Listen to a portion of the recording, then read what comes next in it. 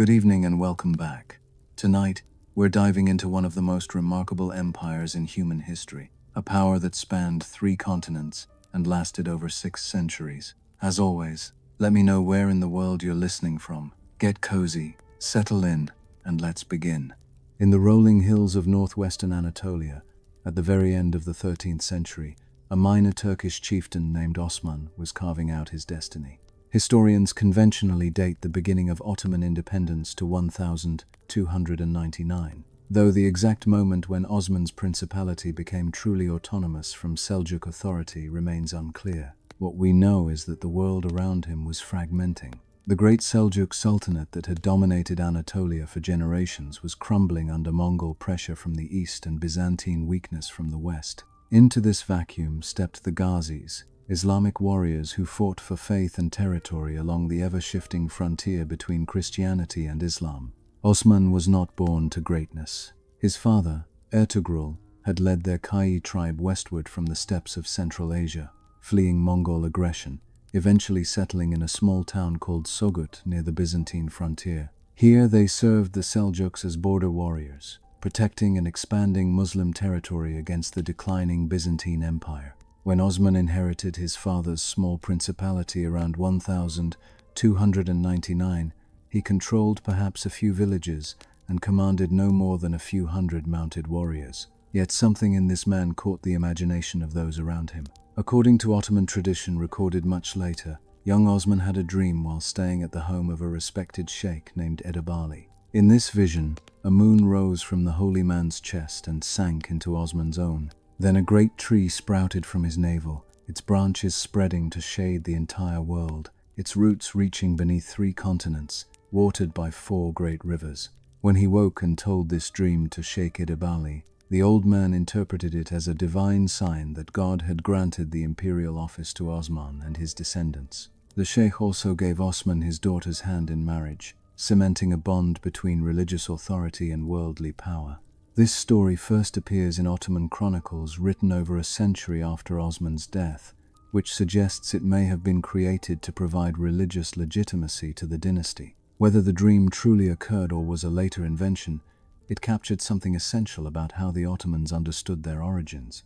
Osman styled himself as a Ghazi, a holy warrior fighting to expand the realm of Islam, but his genius lay not in religious fervor alone. He understood that power came through alliances as much as conquest. He welcomed Byzantine renegades into his ranks. He made treaties with neighboring Turkish princes. He rewarded loyalty and punished treachery with swift, sometimes brutal efficiency. Some accounts claim that when his own uncle Dunder opposed a planned assault on a Byzantine fortress, Osman killed him on the spot as a lesson to others who might question his authority, though this story may have been embellished in later retellings to emphasize his ruthlessness. According to some historical accounts, Osman launched his first major attack against the Byzantine Empire on the 27th of July, 1299, targeting the castle of Baphium on the plains outside Nicomedia, though the precise date is debated. What we know from various sources is that the winter of 1299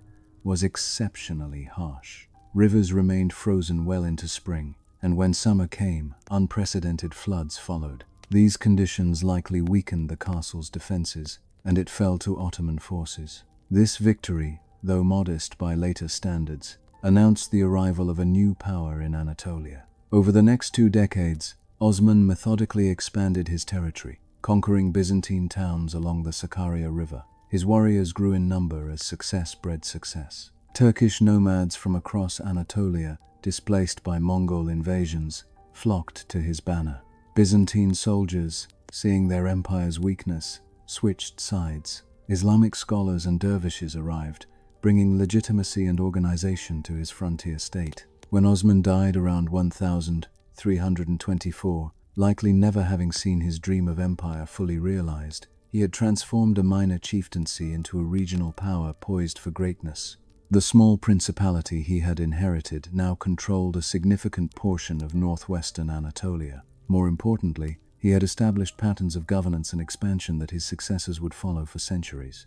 His combination of military prowess, diplomatic skill, and religious legitimacy created a blueprint for Ottoman success. The Ghazi warrior ethos, the willingness to accept fighters regardless of origin, the systematic conquest of Byzantine territories, all these became hallmarks of early Ottoman expansion. Osman's burial itself became symbolic of Ottoman ambitions. He was interred in Bursa, a city he had besieged but not lived to see conquered, as if even in death he was reaching toward his unfulfilled goals. His tomb became a pilgrimage site, and later sultans would visit to girdle themselves with Osman's sword in a ceremony that legitimized their rule by connecting them to the dynasty's founder. This ritualistic connection to the past would remain important throughout Ottoman history, linking each new sultan to the Ghazi warrior who had dreamed of empire 6 centuries earlier. His son Orhan, who had likely been fighting alongside his father for years, continued the expansion with even greater success and with more sophisticated methods. In 1326, after a long siege, the wealthy city of Bursa fell to Ottoman forces. Orhan made it his capital, a statement of intent that this was no longer a nomadic horde but a settled state. Bursa's capture cut off Byzantine Asia Minor from Constantinople, isolating the once great capital from its Anatolian hinterland.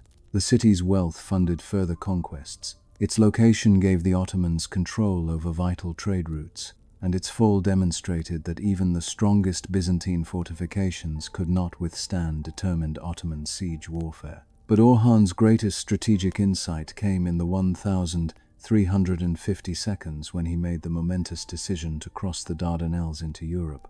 The Byzantine civil war had left the empire's European territories vulnerable, its fortresses undermanned, its population exhausted. In 1354, following an earthquake that damaged the walls of Gallipoli, Ottoman forces seized the fortress, establishing their first permanent foothold on European soil. This crossing would change the course of history. Within a decade, nearly all of Thrace belonged to the Ottomans. They moved the capital from Bursa to Adrianople, renamed Edirne, signaling that the empire's future lay in Europe, not Asia. The fertile lands of the Balkans offered wealth beyond what arid Anatolia could provide.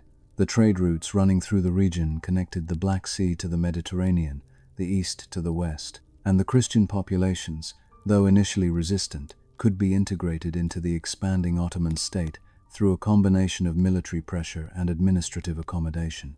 Under Orhan and his successor Murad I, the Ottomans developed the institutions that would sustain their empire for centuries. The Devshirme system, which would become one of their most distinctive institutions, likely began during Murad I's reign in the late 1300s, though it wouldn't reach its full, systematic development until the 15th century under later sultans. Murad also established the foundation for what would become the Janissary Corps, an elite infantry force that would become the terror of Christian Europe.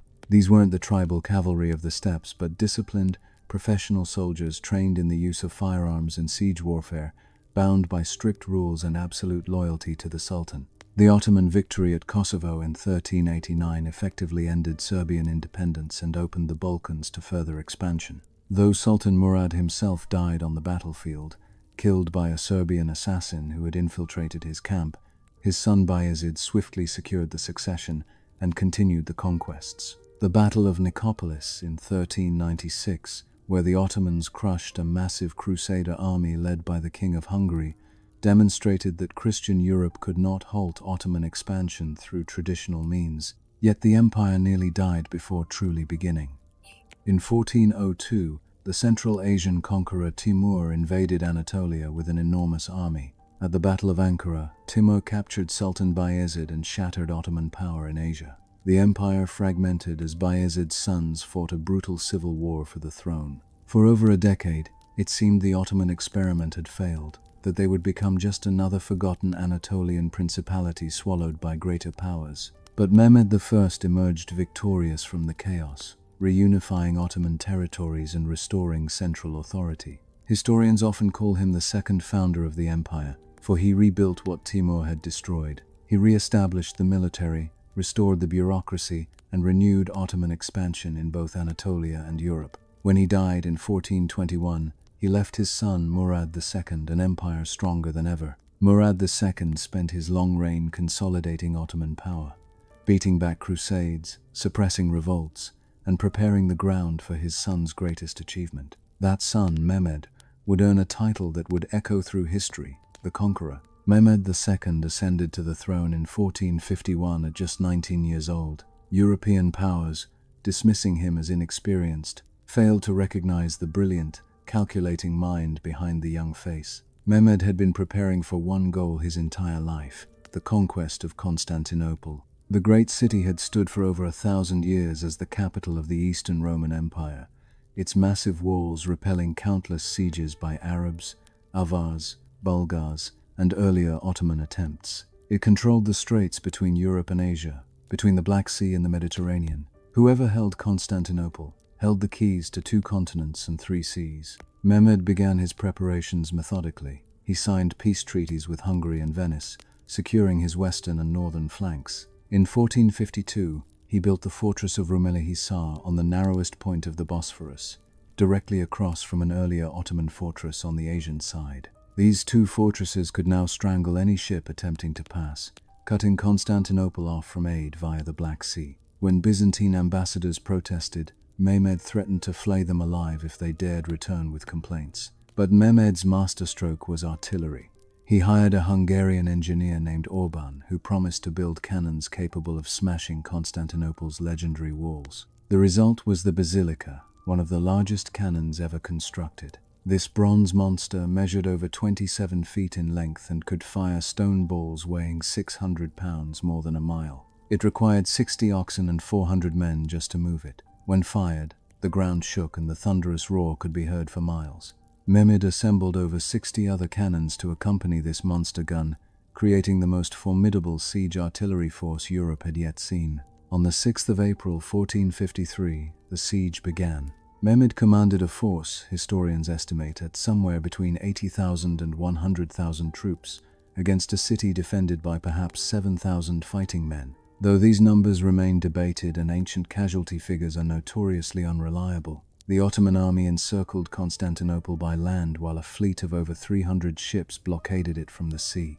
Day and night, the great cannons pounded the ancient Theodosian walls that had protected the city for 1,000 years. Each time they opened a breach, the desperate defenders worked through the night to repair it with rubble and timber. For weeks, the battle ground on without decisive result. The city's fortifications, though old, remained formidable. The defensive chain stretched across the Golden Horn prevented the Ottoman fleet from attacking the city's northern walls.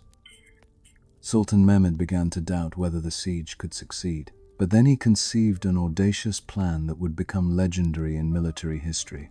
On the night of April 22, Ottoman engineers hauled dozens of ships overland on greased wooden tracks, bypassing the chain entirely and launching them into the Golden Horn behind the city's defenses.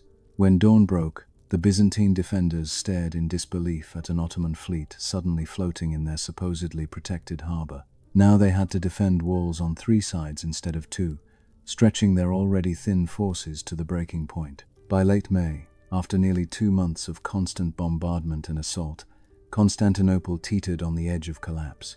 Food supplies were nearly exhausted. No relief force was coming. Morale crumbled. At dawn on May 29, Mehmed ordered one final, all-out assault. Wave after wave of Ottoman troops hurled themselves at the walls. The defenders, exhausted and outnumbered, fought with the desperation of men who knew they were witnessing the end of an era. The breakthrough came at the gate of Street Romanus. A detachment of Janissaries found a small gate called the Kirka Porta that had been left partially open. Whether through accident, treachery, or divine will, that forgotten door spelled the city's doom. Ottoman soldiers poured through, spreading chaos behind the walls. The last Byzantine emperor, Constantine XI, seeing his city falling around him, is said to have torn off his imperial regalia and charged into the melee, choosing to die as a soldier rather than flee as a fugitive. His body was never conclusively identified, and exactly how he died remains unknown, though most accounts agree he fell fighting that day. By mid-morning, the greatest city in Christendom belonged to the Ottomans. Some Muslim scholars at the time cited a hadith they believed prophesied Constantinople's eventual conquest by a blessed army and commander, seeing Mehmed's victory as its fulfillment. Though this interpretation is debated, the Sultan, just 21 years old, entered the conquered city on horseback, riding through streets littered with corpses and smoking ruins.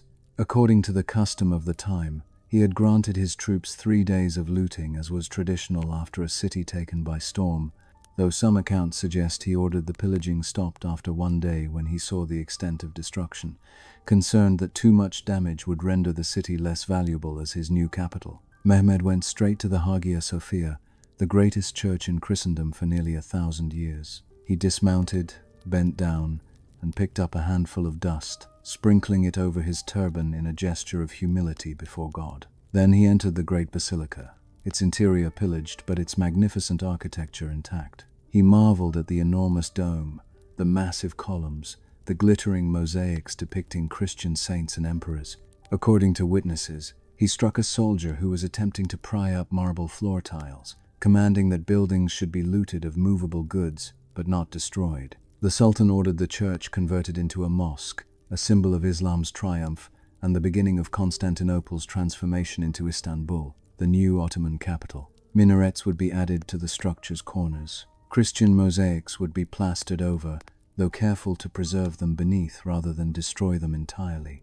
The great cathedral that had stood as the spiritual heart of Eastern Orthodox Christianity would now call Muslims to prayer. This transformation was both practically symbolic, demonstrating to the world that the city had a new master and a new faith, but also pragmatic. The Hagia Sophia's conversion spared it from demolition and preserved one of the world's great architectural achievements. Mehmed's treatment of the conquered city was relatively enlightened by the brutal standards of 15th century warfare. While the initial sack was violent and many were killed or enslaved, the Sultan quickly moved to restore order and repopulate the city. He encouraged Christian and Jewish families to return, promising protection and allowing them to practice their faiths. He invited Muslim families from Anatolia to settle in the depopulated city. He restored the Greek Orthodox Patriarchate, recognizing the Patriarch as the religious and civil leader of Orthodox Christians throughout the empire. This established a precedent for the millet system that would govern Ottoman treatment of religious minorities for centuries.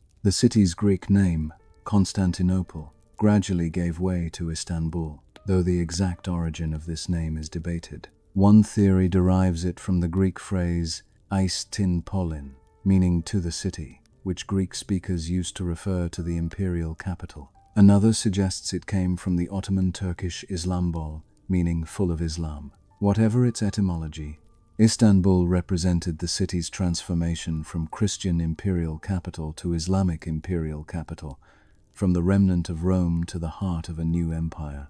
The conquest's strategic implications were enormous. Ottoman control of the Bosphorus and Dardanelles gave them mastery of trade between the Black Sea and Mediterranean, a source of enormous customs revenue. The city's position at the crossroads of Europe and Asia made it an ideal capital for a transcontinental empire. Its magnificent buildings, though damaged in the conquest, provided ready-made palaces, public buildings, and infrastructure. And its symbolic importance, as the successor to Rome and the greatest prize in the Islamic world's centuries-long struggle with Christianity, gave Mehmed and his successors unparalleled prestige. The conquest of Constantinople sent shockwaves across Europe and throughout the Islamic world. For Christians, it marked the final end of the Roman Empire that had begun with Augustus 15 centuries earlier. It opened a direct route for Ottoman expansion into Central Europe and sparked fears that Islam would sweep across the continent. For Muslims, it validated Ottoman claims to leadership of the Islamic world and fulfilled ancient prophecies. The city that had resisted countless sieges, that had stood as Christianity's eastern bulwark against Islamic expansion for 800 years, now flew the crescent banner. Mehmed the Conqueror would spend the rest of his reign consolidating and expanding his empire. He conquered the Balkans more thoroughly, extending Ottoman rule into Bosnia, Albania, and beyond. He campaigned in Anatolia, crushing rival Turkish principalities and establishing Ottoman authority from the Aegean to the Euphrates. He even launched raids into Italy, dreaming of conquering Rome itself to complete his claim as heir to both the Roman and Islamic empires. Though he died in 1481 before achieving that ultimate goal, Mehmed had transformed the Ottoman state from a regional power into one of the world's great empires. The stage was now set for the Ottoman Empire's golden age. When Selim I died in 1520, the empire he left his son was already vast and wealthy. Selim had doubled Ottoman territory through brutal efficiency, conquering Egypt, Syria, and the holy cities of Mecca and Medina. claiming the title of Caliph and making the Ottomans the foremost Islamic power. But it was his son, ascending the throne at age 26, who would transform this powerful state into an empire that rivaled any in history. The West would know him as Suleiman the Magnificent, for the splendor of his court and the might of his armies. In the East, they called him Kanuni, the lawgiver, for the reforms that brought order and justice to his realm. His reign from 1520 to 1566 marked the absolute zenith of Ottoman power. A Venetian ambassador who met the young sultan shortly after his accession described him as tall and slender but tough, with a thin, bony face showing the first growth of a beard, friendly and in good humor. But behind that pleasant demeanor lay a mind of remarkable strategic brilliance and an iron will. Suleiman inherited not just an empire but a vision of universal monarchy, a belief that the Ottoman Sultan was the rightful ruler of the world, the shadow of God on earth, the equal of any Christian monarch and the superior of most. His first target was Belgrade, the gateway to Hungary and Central Europe. His great-grandfather Mehmed the Conqueror had failed to take this fortress, defended by the legendary Hungarian general John Hunyadi. But Suleiman was not Mehmed, and Hungary was not what it had been. In 1521, after a systematic siege employing heavy artillery, Belgrade fell. The way into the heart of Europe now lay open. Next came Rhodes, the island stronghold of the Knights Hospitaller, Christian crusaders who had harried Ottoman shipping for centuries. The Knights had withstood Mehmed the Conqueror's siege in 1480, but they could not withstand Suleiman. After a brutal 6-month siege through the winter of 1522 to 1523, the Knights surrendered and were allowed to evacuate to Malta. Suleiman had secured the eastern Mediterranean, removing the last major Christian naval threat to Ottoman power in the region. But Suleiman's greatest military triumph came in 1526 at the Battle of Mohacs. The young King Louis II of Hungary, leading an army estimated at between 25,000 and 30,000 men against Suleiman's significantly larger force, perhaps 50,000 to 60,000 though exact numbers are disputed, made the fatal error of engaging the Ottoman forces in open battle rather than relying on fortifications and defensive warfare. The battle, fought on a marshy plain near the Danube River, showcased Ottoman tactical superiority. Hungarian heavy cavalry, the pride of Central European military tradition, charged again and again into Ottoman artillery positions. The famous Hungarian cavalry, renowned for their courage and martial skill, found themselves facing something they could not overcome through valor alone: mass firepower. Ottoman cannons tore gaps in their formations. Janissary musket volleys cut down knights and their mounts.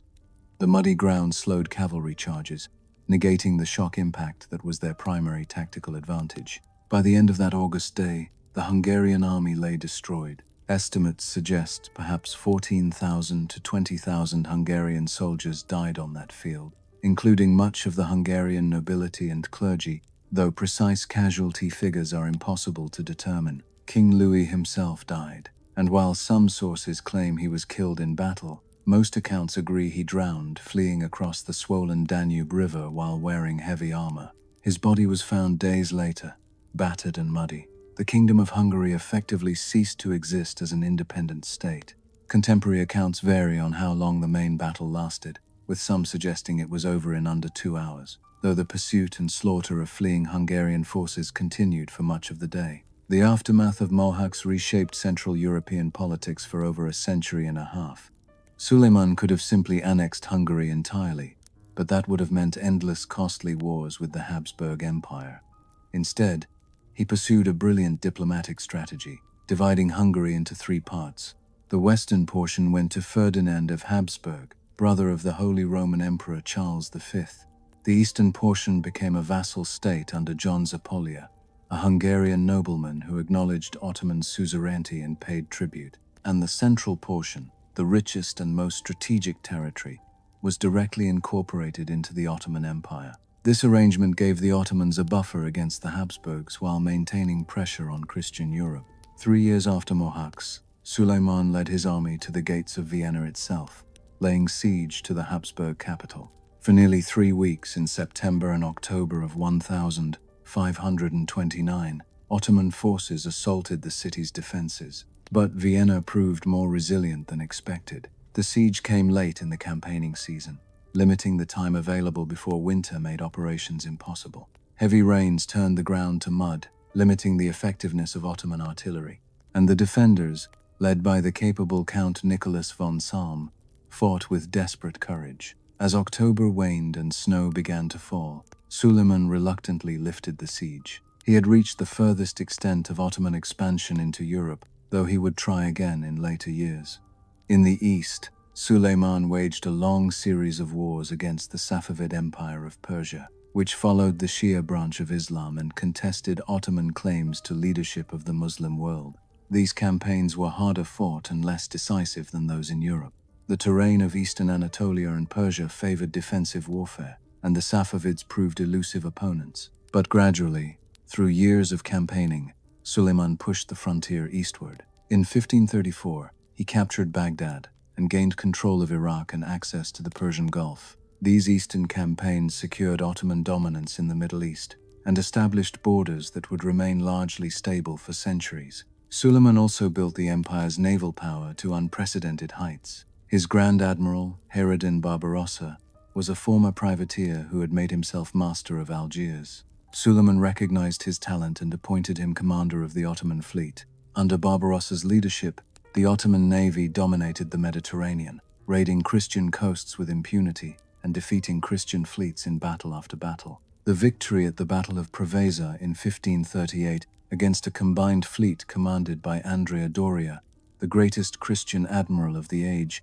demonstrated Ottoman naval supremacy. From North Africa to the Black Sea, Ottoman ships controlled the seas, yet Suleiman's greatness lay not only in military conquest but in administration and law. He understood that an empire this vast and diverse needed more than fear to hold it together. It needed justice, order, and prosperity. The Qanun, the secular legal code he promulgated, complemented Islamic Sharia law and provided a comprehensive framework for governing the empire's multiple religions and ethnicities. These laws reformed taxation, making it more predictable and less burdensome. They standardized administrative procedures, reducing corruption and arbitrariness. They defined the rights and obligations of different social classes and religious communities, creating a system where Christians, Jews, and Muslims could live together under Ottoman rule. The millet system, though existing before Suleiman, reached its full development during his reign. Each religious community, recognized as a millet, enjoyed a degree of autonomy in managing its own affairs. Christian patriarchs and Jewish rabbis administered their community's internal matters, collected taxes, and maintained order among their flocks.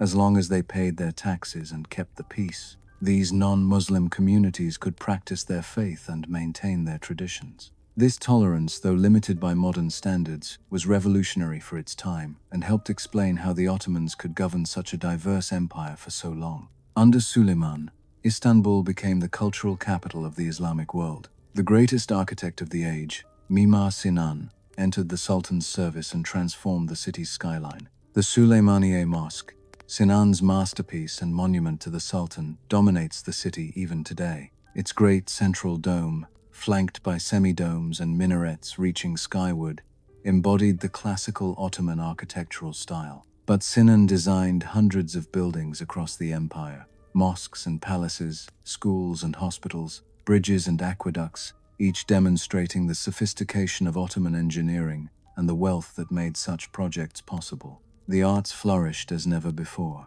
Ottoman calligraphy reached new heights of beauty, with master scribes producing Qurans and documents of breathtaking elegance. Miniature painting developed its own distinctive Ottoman style, influenced by Persian traditions but uniquely Turkish in execution. Poetry thrived, with Suleiman himself writing verses under the pen name Muhibbi, the lover. These poems, many addressed to his beloved wife, Hürrem Sultan, revealed a tender side to the feared conqueror. The decorative arts, particularly ceramics and textiles, achieved standards of quality that made Ottoman crafts prized throughout the known world.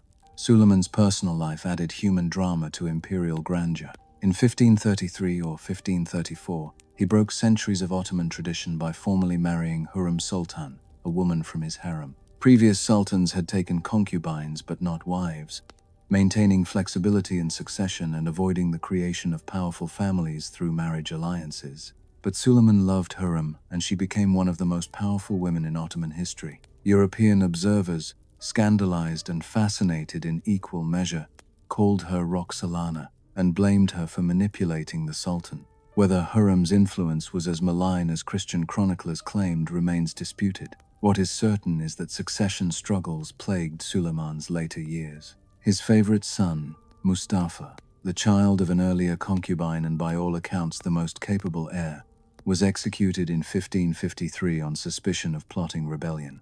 Whether he actually plotted or whether Hurrem manipulated Suleiman into eliminating a rival to her own sons remains a matter of historical debate. The result, however, was tragic. Mustafa's death devastated the empire's administrative and military elite, who had seen him as the natural successor. When Suleiman finally died in 1566, it was Hurrem's son Selim who inherited the throne, a man who lacked his father's military brilliance and administrative energy. Later, Ottoman chroniclers and European observers gave him the unflattering nickname Selim the Drunkard, though this may have been exaggerated. What's clear is that he spent far less time personally directing military campaigns and state affairs than his father had, delegating much authority to his capable Grand Vizier Sokolu Mehmed Pasha. Suleiman died as he had lived, on campaign. In September 1566, during the siege of Szigetvar in Hungary, the 71-year-old Sultan succumbed to illness in his tent. His Grand Vizier, the capable Sokolu Mehmed Pasha, kept the death secret until the succession could be secured and the siege completed. When the army finally learned their great Sultan had died, they mourned, but they did not waver. The campaign was won, Suleiman's final victory, though he did not live to see it. The reign of Suleiman the Magnificent had raised the Ottoman Empire to its absolute zenith. At his death in 1566, Ottoman territory stretched from the gates of Vienna to the shores of the Persian Gulf, from the Crimean Peninsula to the deserts of Algeria. The empire's population exceeded 25 million people, larger than any European state. Its armies were the most powerful and feared in the world. Its navy controlled the Mediterranean, and its wealth and splendor awed foreign ambassadors. The Ottoman Sultan sat enthroned as the most powerful monarch on earth, the contemporary and rival of Charles V, Francis I, and Henry VIII, the great monarchs of the European Renaissance. Yet the seeds of future decline had already been planted. The long wars had strained the economy. The succession crisis had weakened central authority. The Ottoman military, though still formidable, was beginning to fall behind European innovations. And most critically, the system that had worked so well under brilliant sultans like Mehmed and Suleiman depended entirely on having brilliant sultans. Selim II would prove that genius was not hereditary, and his successors would demonstrate that great empires could survive mediocre rulers far longer than anyone might expect, but not forever. At the heart of Ottoman military power lay an institution unlike anything else in the medieval or early modern world. The Janissary Corps, whose very name meant new soldiers, would become both the empire's greatest strength and ultimately one of the key factors in its decline. But in their prime, from the late 14th century through the 16th, they were the most feared infantry force in the world, the first standing army in Europe, and perhaps the first military unit anywhere to be systematically trained in the use of firearms. The origins of the Janissaries lie in the Devshirme system, a practice that horrified Christian Europe but proved remarkably effective at creating loyal, capable administrators and soldiers. Beginning in the reign of Murad I in the late 1300s and reaching its full development under Murad II in the mid-1400s, the Devshirme involved the periodic collection of Christian boys, primarily from the Balkans, to serve the Ottoman state. Every 3 to 5 years, Ottoman officials would tour the empire's Christian provinces, selecting boys between the ages of 8 and 18, though most commonly those around 12 to 14 years old. The selection process was not random. Officials looked for boys of exceptional promise, physically strong, mentally sharp, and of good character.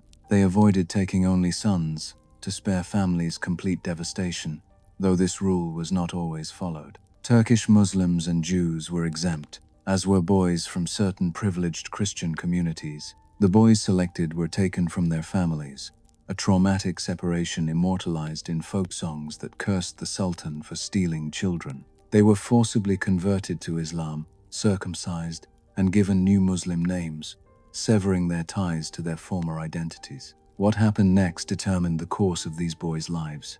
The most talented, identified through a series of examinations testing intelligence and capability, were sent to the palace schools in Istanbul, where they received an extraordinary education. They learned Arabic, Persian, and Turkish, the three great languages of Islamic civilization. They studied mathematics, calligraphy, poetry, theology, law, and statecraft. They learned horsemanship and weapons handling. They were trained to be the empire's administrative elite, and the most successful could rise to become provincial governors, military commanders, or even grand viziers, the highest office in the empire after the sultan himself. The majority of Devshirme boys, however, were sent to Turkish families in Anatolia for several years of cultural immersion, learning the Turkish language and Islamic customs. After this apprenticeship, they entered military training to become Janissaries. The training was rigorous and the discipline harsh.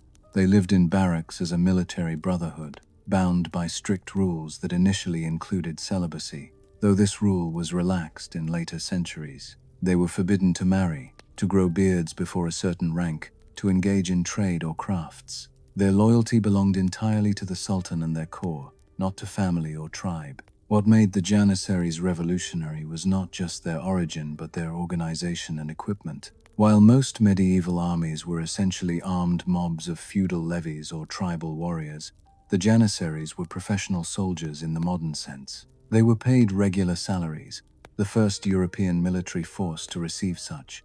They were organized into units with clear chains of command. They marched to music, the famous Ottoman military band called the Meta, whose drums and cymbals and horns would become the terror of Christian armies. And crucially, from the mid-15th century onward, they were trained in the use of firearms. The adoption of gunpowder weapons gave the Ottomans a decisive advantage over their opponents. While European knights still relied primarily on lance and sword, and most armies used firearms only as auxiliary weapons, the Janissaries made the musket and arquebuse their primary arms. They practiced constantly, developing fire discipline and volley techniques that would not be systematically adopted by European armies for another century. In battle, ranks of Janissaries would unleash devastating volleys of musket fire, then draw their scimitars for close combat, while other ranks reloaded. Combined with Ottoman artillery, which was among the most advanced in the world, this gave Ottoman armies a consistent edge in firepower. But the Janissaries were more than just warriors. In peacetime, they served as police, firefighters, and palace guards in major cities. They maintained public order, enforced the Sultan's decrees, and provided a visible symbol of Ottoman power. Their distinctive uniforms, white robes and tall felt caps, became instantly recognizable symbols of Ottoman authority. In Istanbul, they were a political force in their own right, capable of making or breaking sultans through their support or opposition. The Ottoman military system, however, extended far beyond the Janissaries. The Timar system provided the empire with its cavalry. Under this feudal-like arrangement, Ottoman officials granted Sipahi warriors land rights in exchange for military service. The income from these estates supported the Sipahi and equipped him for war, and he was obligated to appear for military campaigns with a certain number of armed retainers depending on his estate's size. These Sipahis formed the heavy cavalry, armored lancers who could smash through enemy formations in classic shock cavalry tactics. Light cavalry played a crucial role as well. The Akinci, or raiders, were irregular horsemen who scouted ahead of the main army, gathering intelligence and sowing chaos in enemy territory. They specialized in rapid raids deep into enemy lands, burning crops, destroying supplies, and terrorizing civilian populations to undermine enemy morale and logistics. While their methods were brutal, they were highly effective at preparing the battlefield for the main Ottoman advance. The Ottoman logistics system was remarkably sophisticated for its time. While European armies often lived off the land, causing devastation and supply problems, Ottoman armies marched with organized supply trains. Specialized corps maintained roads, another baked bread, another managed pack animals. The army traveled with its own mobile workshops for repairing weapons and equipment. This organizational efficiency meant Ottoman armies could campaign for longer periods and at greater distances than their opponents, though even the Ottomans had limits, as the failed sieges of Vienna demonstrated. Naval power became increasingly important as Ottoman ambitions expanded into the Mediterranean and beyond. The Ottoman navy, based primarily in the Golden Horn in Istanbul and in various Aegean ports, grew to become the most powerful fleet in the Mediterranean during the 16th century. Under admirals like Barbarossa and his successors, Ottoman galleys dominated naval warfare in an age before the full development of sail-powered warships. These galleys, rowed by slaves and free oarsmen alike, carried Janissaries as marines and mounted cannons at bow and stern. Ottoman naval power secured control of the eastern Mediterranean, raided Christian coasts from Italy to Spain, and even ventured into the Indian Ocean,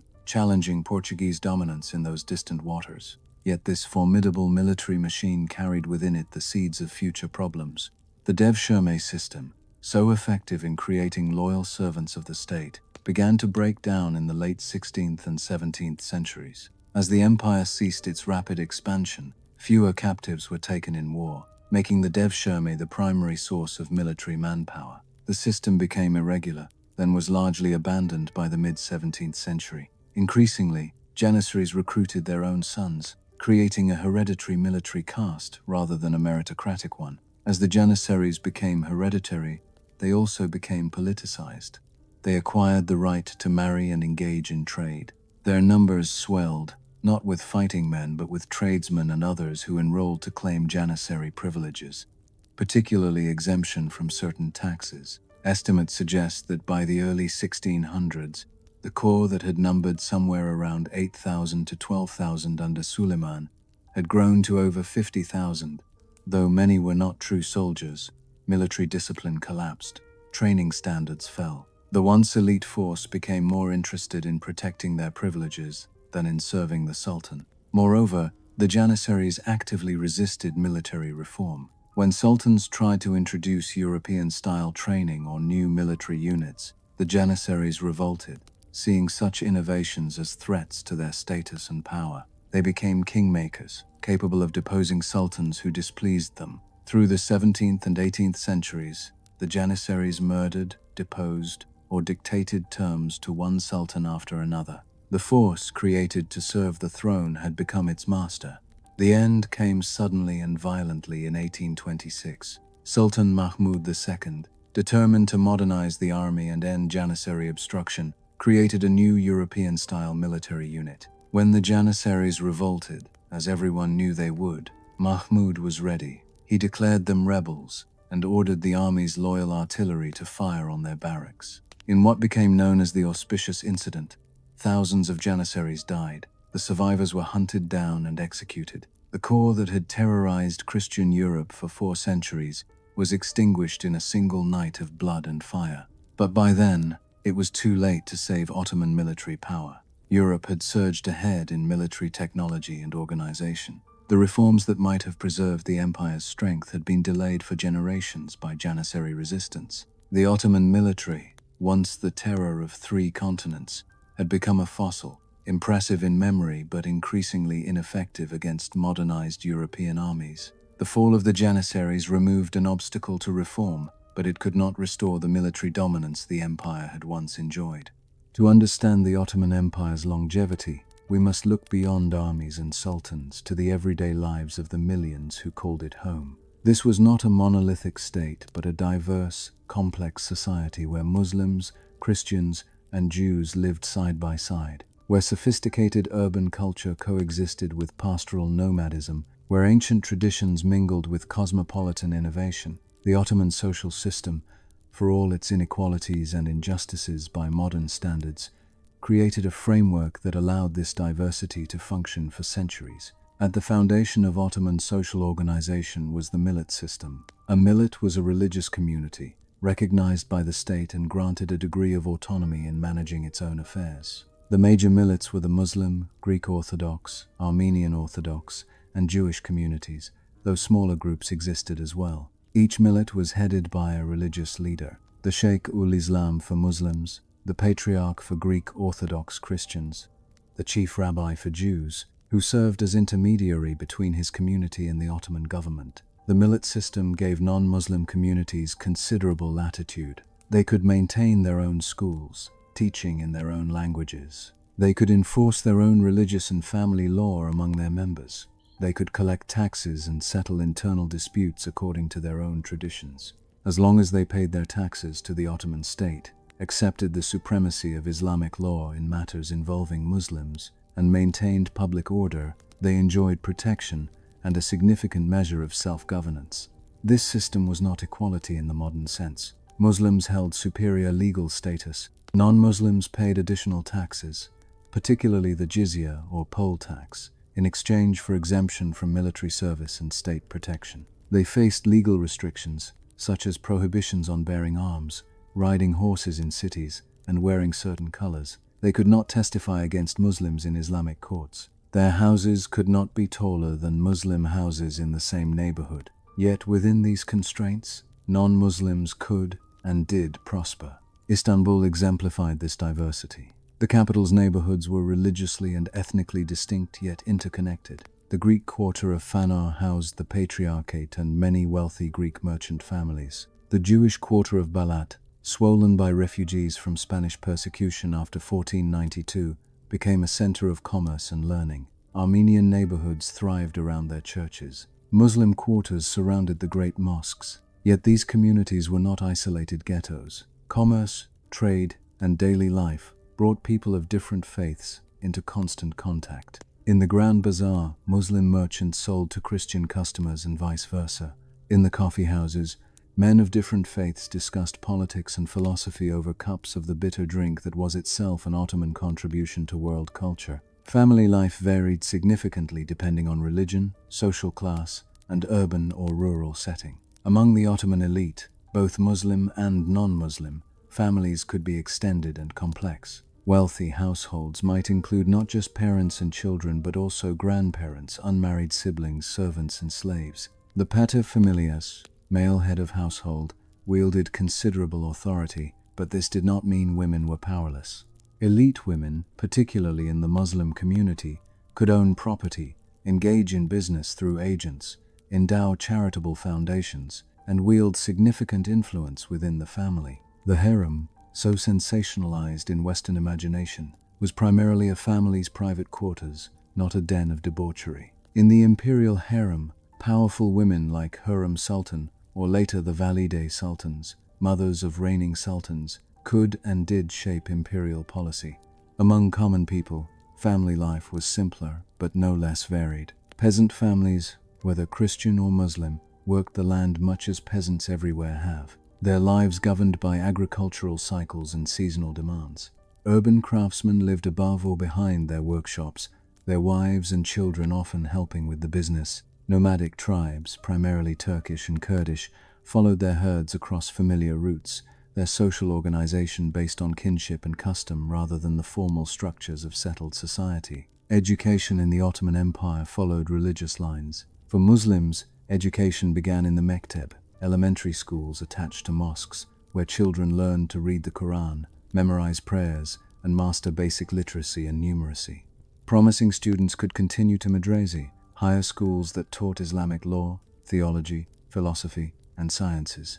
The Ottoman madrasi system produced a class of religious scholars, the ulema, who served as judges, administrators, teachers, and religious leaders. This class wielded enormous influence, interpreting Islamic law and advising sultans, though their conservative tendencies would later hinder reform efforts. Christian and Jewish communities maintained their own educational systems, teaching in Greek, Armenian, Hebrew, or other languages. These schools emphasized religious texts and traditions but also taught practical skills needed for commerce and crafts. The diversity of educational systems meant the Ottoman Empire, unlike some contemporary states, did not attempt to impose cultural uniformity on its subjects. This tolerance came at the cost of educational standardization and made centralized reform difficult.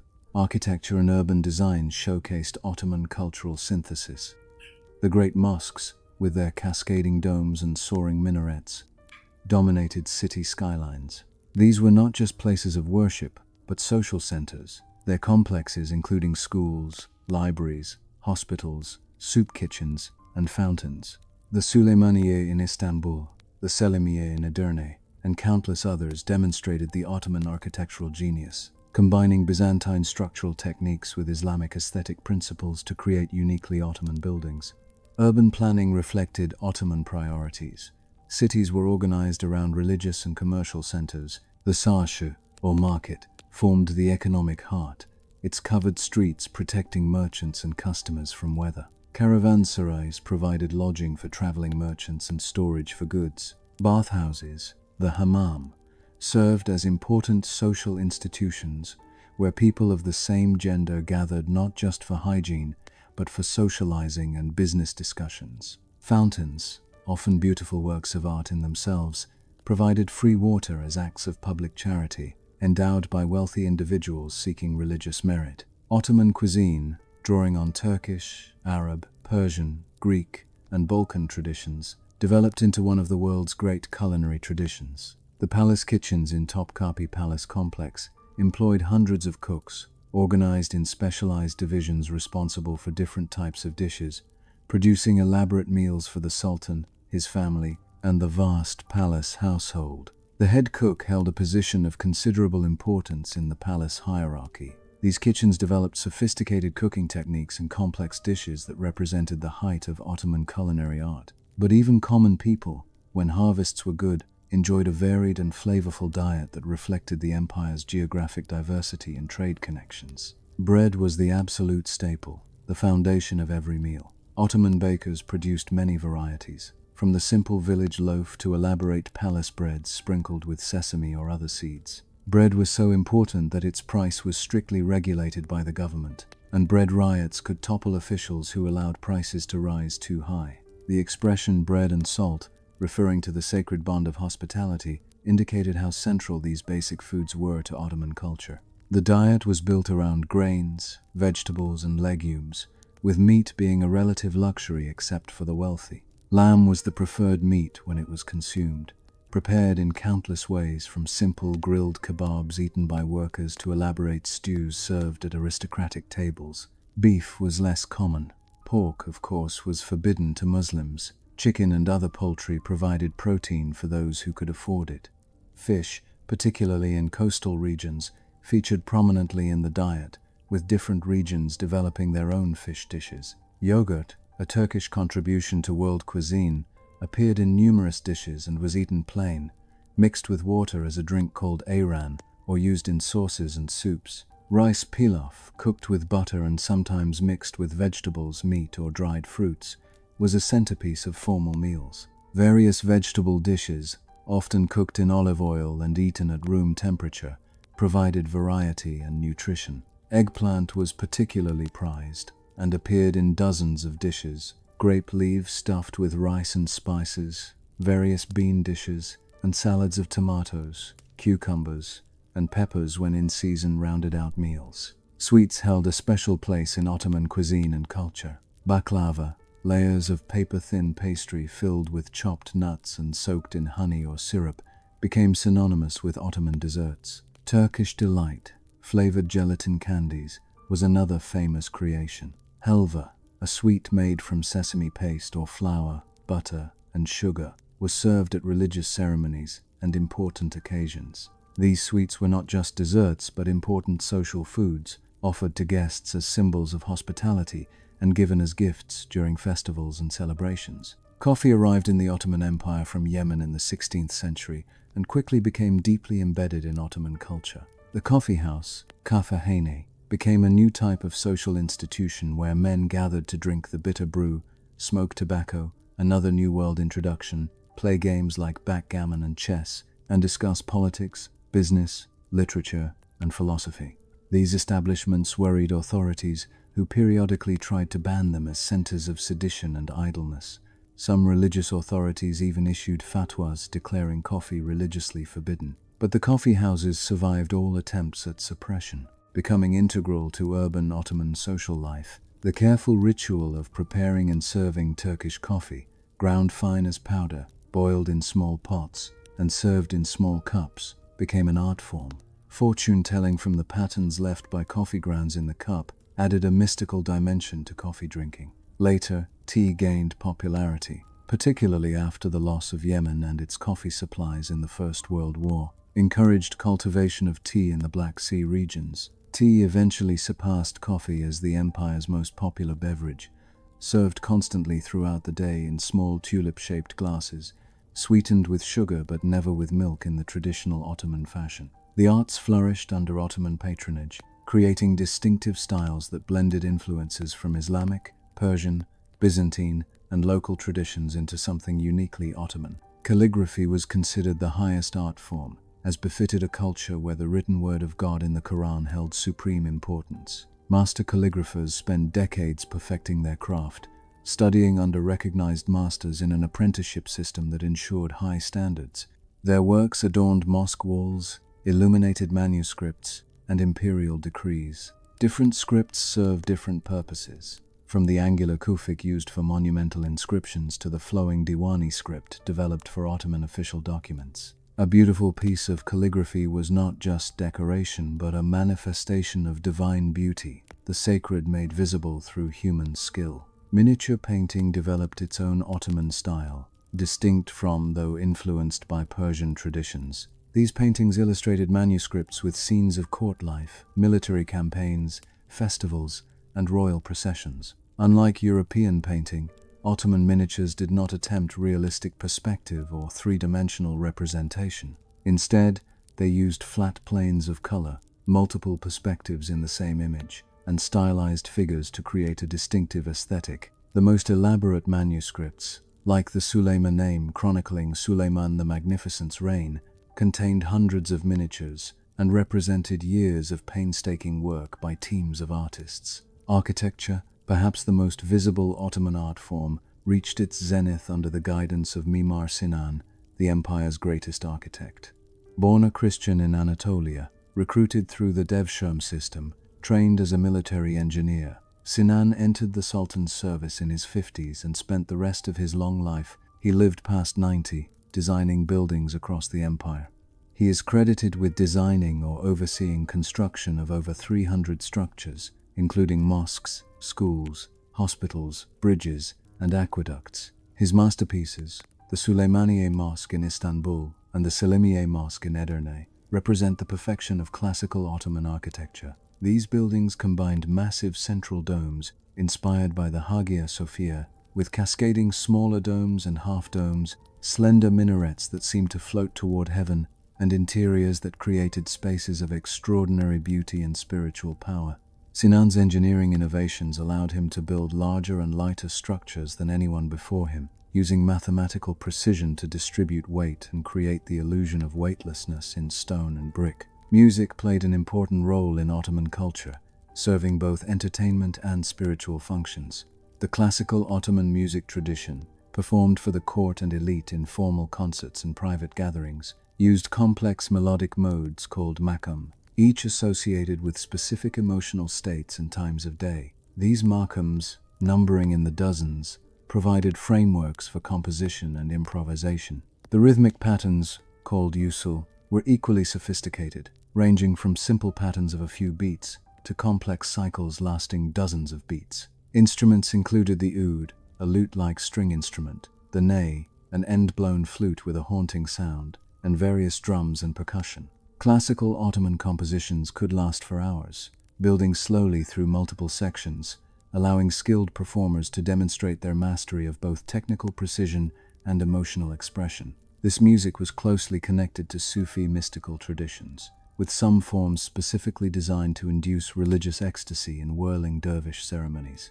Military music, the meta, was radically different in purpose and sound. Ottoman military bands used large drums, cymbals, trumpets, and zurnas, reed instruments with a piercing sound, to create a powerful, rhythmic music that both inspired Ottoman troops and intentionally terrified their enemies. The meta bands marched at the front of Ottoman armies, their distinctive sound announcing the approach of Ottoman power. European armies, encountering this music, were so impressed and intimidated that they eventually adopted Ottoman-style military bands, which evolved into the modern military band tradition. The thunder of the meta drums, the crash of cymbals, and the wail of trumpets became so associated with Ottoman military might that the sound alone could cause panic among those who had faced Ottoman armies before. Folk music varied dramatically by region, reflecting the empire's extraordinary diversity. Turkish folk music from Anatolia, often accompanied by the saz, a long-necked lute, told stories of heroes, lovers, and everyday life in melodic modes distinct from classical traditions. Arab music from the empire's Middle Eastern provinces used quarter tones and different instruments, creating a sound world quite different from Turkish traditions. Balkan folk music, whether performed by Muslim or Christian communities, had its own distinctive character, often featuring rapid, driving rhythms and group dancing. Kurdish, Greek, Armenian, and Jewish communities all maintained their own musical traditions while also being influenced by and influencing the broader Ottoman musical culture. This musical diversity meant that the empire had no single sound, but rather a rich polyphony of traditions that coexisted, sometimes influencing each other, sometimes remaining distinct. Literature, particularly poetry, was highly prized. The educated elite wrote poetry in Ottoman Turkish, a language heavily influenced by Arabic and Persian, and quite different from the Turkish spoken by common people. These poems, following Persian forms like the ghazal and qaside, explored themes of love, nature, mysticism, and occasionally politics. Suleiman the Magnificent himself was an accomplished poet, as were numerous other sultans and statesmen. Folk poetry in simpler Turkish, telling stories of heroes, lovers, and everyday life, circulated orally among the common people. Trade and commerce made the empire wealthy. Istanbul's position controlling the straits between Europe and Asia made it a natural trading hub. The port bustled with ships from Venice and Genoa, from Egypt and Syria, from the Black Sea and the Mediterranean. Caravans arrived overland from Persia and beyond, laden with silk, spices, and luxury goods. Ottoman merchants grew wealthy facilitating this trade, while the state collected customs duties that filled the imperial treasury. The Grand Bazaar in Istanbul became one of the world's great markets, its covered streets lined with shops selling everything from carpets to jewels, from spices to weapons. Yet this complex, sophisticated society also had its dark aspects. Slavery existed throughout the Ottoman period. Though Ottoman slavery differed from the plantation slavery of the Americas, slaves could be domestic servants, agricultural workers, or, in the case of the Devshirme boys, potential members of the elite. Some slaves, particularly in wealthy households, enjoyed relatively comfortable lives and could sometimes earn their freedom. Others, particularly galley slaves and those working in harsh conditions, suffered greatly. The slave trade brought people from across the empire and beyond, from sub-Saharan Africa to the Caucasus, their forced displacement a brutal reality of Ottoman society. For all its sophistication and relative tolerance, the Ottoman Empire was fundamentally a patriarchal, hierarchical society. Men dominated public life and held most positions of authority. Social mobility, though possible and more common than in many contemporary societies, was limited. Most people lived and died in the social station they were born into. The empire's prosperity benefited the elite far more than common people, and during times of war, famine, or economic crisis, it was always the common people who suffered most. Understanding Ottoman society means recognizing both its achievements and its limitations. The millet system allowed remarkable diversity to coexist, but it was not modern pluralism. Ottoman culture produced extraordinary art and architecture, but primarily for the benefit of elites. The empire's economy generated great wealth, but it was unequally distributed. These complexities, these tensions between ideal and reality, between tolerance and oppression, between prosperity and exploitation, characterized the Ottoman Empire throughout its existence. The society that sustained the empire for 6 centuries was neither a paradise of multiculturalism nor a simple tyranny, but something far more complex and human. The death of Suleiman the Magnificent in 1566 marked more than just the end of a remarkable reign. It marked a turning point in Ottoman history, the beginning of a long, slow decline that would take centuries to play out. The empire did not suddenly collapse. Indeed, it would survive for another 350 years, and would even expand territorially in some directions.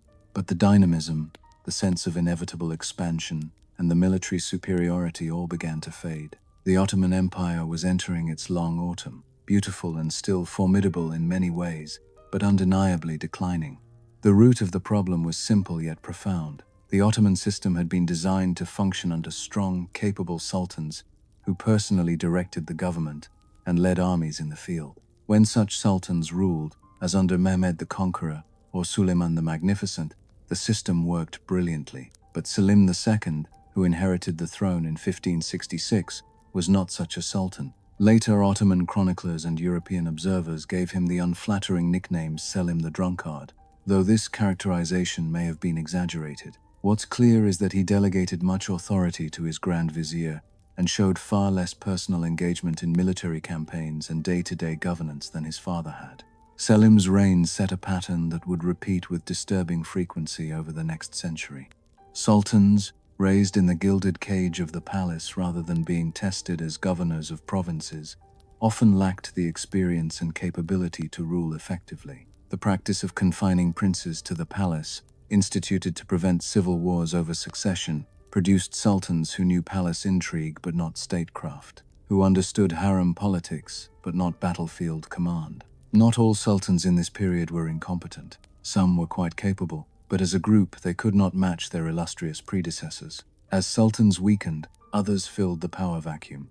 The position of Grand Vizier, always important, became dominant. Capable Grand Viziers like the Köprülü family could and did steer the empire effectively, but the system was now dependent on finding brilliant administrators rather than training capable monarchs. The harem also gained unprecedented political influence. The Valide Sultan, the mother of the reigning sultan, often wielded more real power than her son. This period, sometimes called the Sultanate of Women, saw powerful women like Kösem Sultan shape imperial policy from behind the scenes. Whether this was beneficial or harmful is debated by historians, but it represented a fundamental change in how the empire functioned. Military defeats, previously rare, became more common.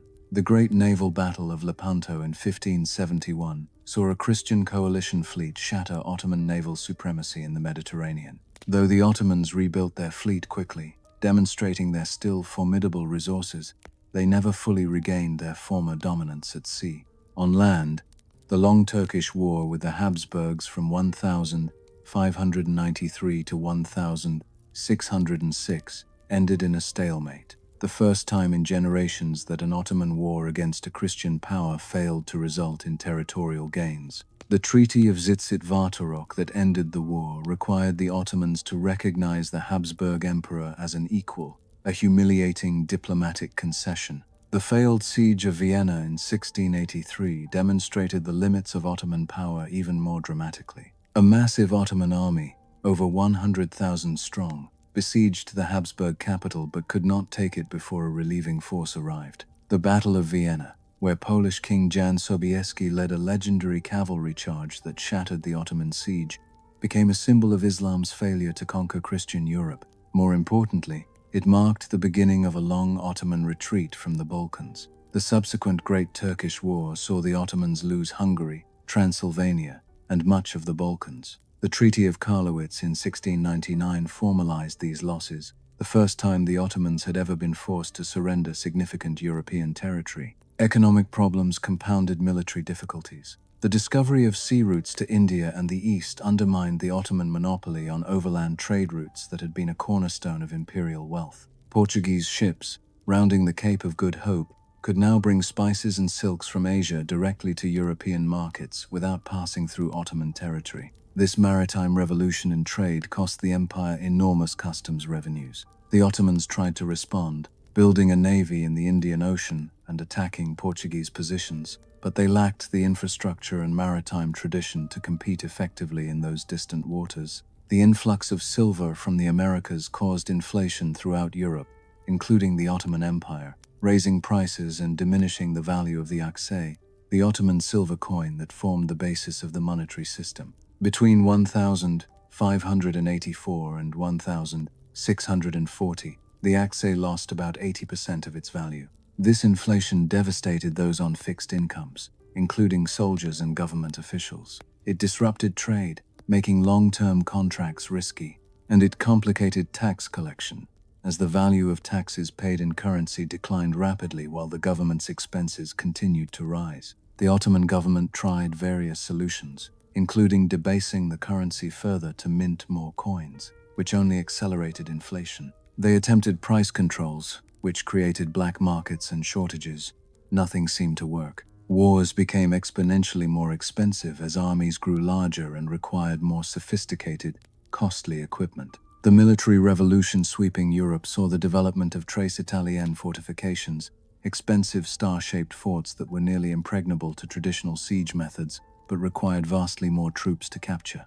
European armies were growing in size and adopting more complex formations and tactics that required extensive training. Maintaining the Ottoman military establishment in this environment cost far more than maintaining the forces that had conquered Constantinople or besieged Vienna, but revenues failed to keep pace. The gap between expenditure and income grew dangerously wide. The problem wasn't just that revenues were insufficient, but that the entire tax collection system was becoming dysfunctional. The Timar system, which had provided the empire with its cavalry for centuries, broke down. Inflation eroded the value of the estates granted to sipahis, making it harder for them to equip themselves properly for war. Provincial governors and tax farmers, seeking to maximize short-term revenue, undermined the system further.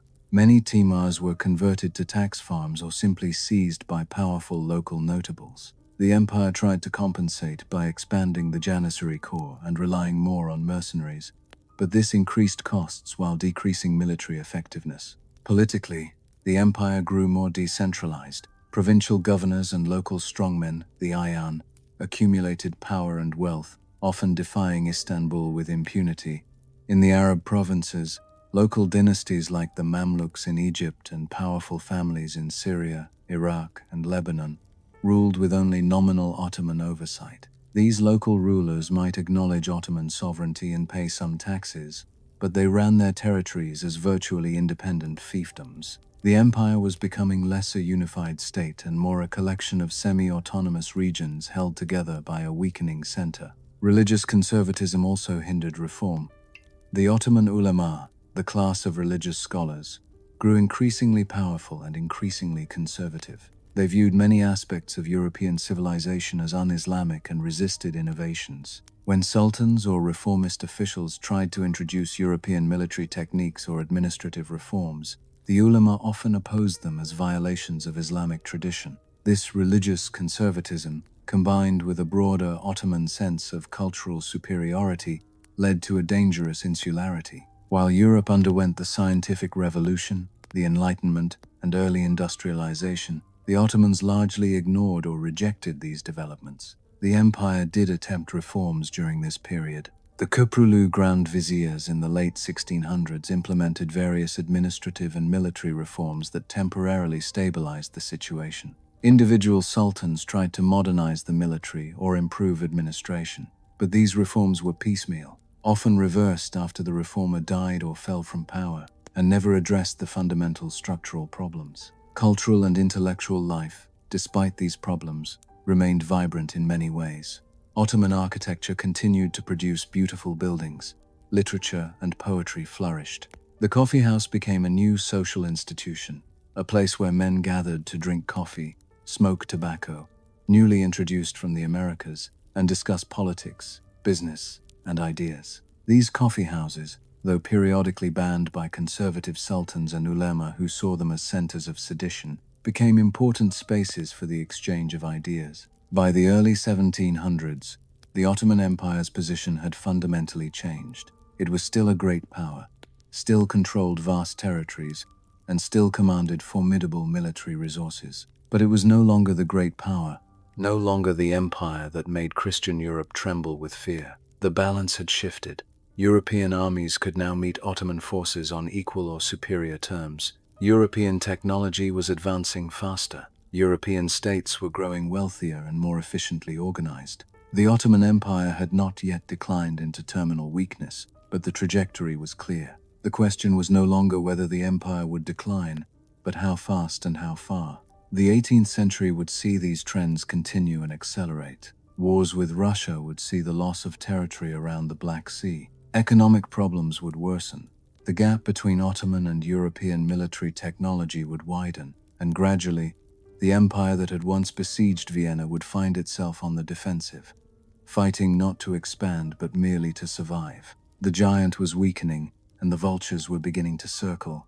By the early 1800s, the Ottoman Empire's decline could no longer be denied. Military defeats, territorial losses, economic stagnation, and administrative chaos made clear that fundamental reforms were necessary. Yet every attempt to modernize the empire faced enormous obstacles: resistance from entrenched interests, conservative religious authorities, and the sheer difficulty of transforming an ancient system while it was still functioning, however poorly. The 19th century would see the Ottomans engage in a desperate race to reform before external pressures and internal problems destroyed the empire entirely. Sultan Selim III, who reigned from 1789 to 1807, represents the first major reformer. He recognized that Ottoman military inferiority to European armies was the most immediate threat. His solution was to create a new European-style army corps called the Nizam-e-Sedid,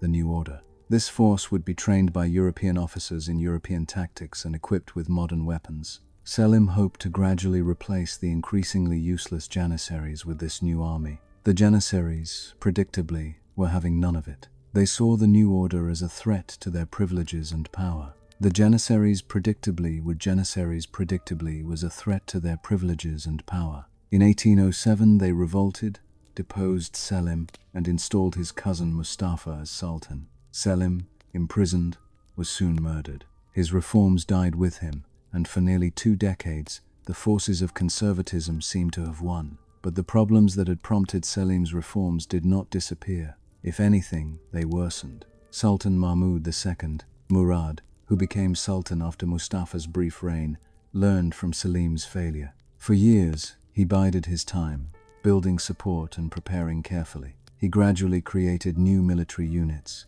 ostensibly to supplement rather than replace the Janissaries. He cultivated relationships with provincial governors and urban notables who might support reform. And in 1826, when he felt ready, he moved decisively. When the Janissaries revolted against a new training program, Mahmud declared them rebels against the throne. Loyal artillery units surrounded the Janissary barracks in Istanbul and opened fire. Thousands died in the bombardment and the fire that followed. Survivors were hunted down and executed. In a single night of violence, the Janissary Corps, which had existed for over 400 years, was destroyed.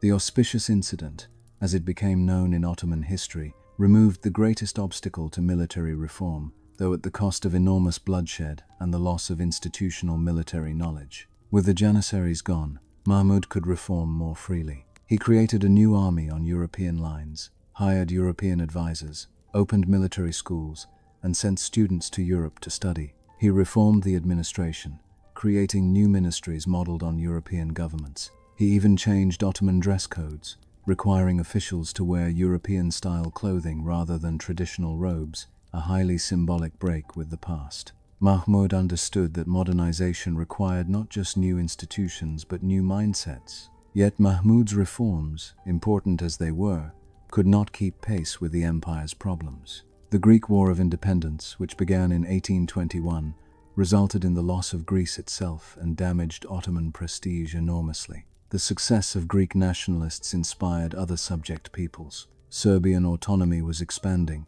Romanian principalities were increasingly independent in practice, if not in name. Arab provinces remained restive. The empire was slowly fragmenting.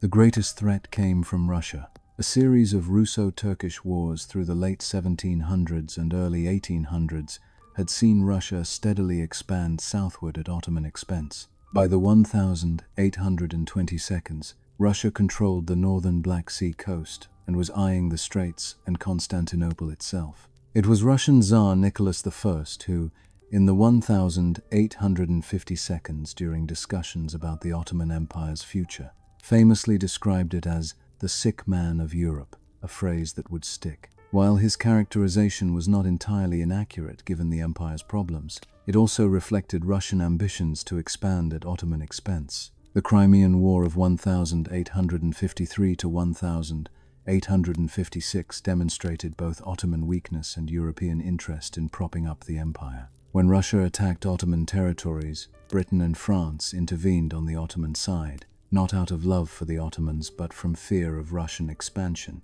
The war ended in a narrow Allied victory, but it exposed how dependent the Ottomans had become on European support. The Treaty of Paris that ended the war officially declared the Ottoman Empire part of the European state system, but this was a mixed blessing. It meant European powers would help defend Ottoman integrity, but it also gave them the right to interfere in Ottoman affairs. The most significant reforms came during the Tanzimat period, a word meaning reorganization or reordering. Beginning with the Hat, Sheriff of Gulhane, in 1839, an imperial edict read publicly in a ceremony attended by Ottoman officials and foreign diplomats, and continuing through the 1872, the Tanzimat reforms aimed to modernize every aspect of Ottoman governance and transform the empire from a traditional Islamic monarchy into something approaching a modern state. The goals were ambitious and in some ways revolutionary: create a more centralized, efficient state apparatus, establish equality before the law for all subjects regardless of religion, ending centuries of Islamic legal superiority, modernize the economy and infrastructure to compete with European states, and adopt European administrative practices where appropriate, while maintaining an Ottoman and Islamic character.